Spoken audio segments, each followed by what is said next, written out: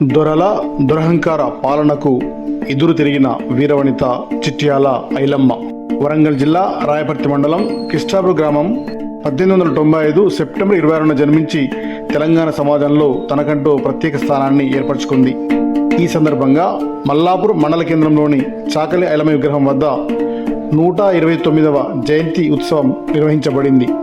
కార్యక్రమంలో మల్లాపూర్ ఎస్ఐ కిరణ్ కుమార్, వివిధ పార్టీల మండల స్థాయి నాయకులు ఎలాల జలపతిరెడ్డి, సందిరెడ్డి శ్రీనివాసరెడ్డి, గోపిడి శ్రీనివాసరెడ్డి, అబ్బూరి నాగరాజు, గున్నాల శ్రీనివాస్, పూండ్ర శ్రీనివాసరెడ్డి, అంతర్పుల నర్సయ్య, క్యాతం సురేష్, బండి లింగస్వామి, సుంకెట నారాయణ రెడ్డి, ఇట్టడి నారాయణ రెడ్డి, మరిపెల్లి మల్లయ్య, మహిపాల్, కోటగిరి ఆనంద్ గౌడ్, రజక సంఘం నాయకులు కల్లూరి గురువయ్య, కదురుక రాజేందర్, వేములవాడ నరేష్, సందగిరి నరేష్, సందగిరి శివరాజం, సందగిరి సోమయ్య, కల్లూరి నర్సయ్య రజకులు పాల్గొన్నారు.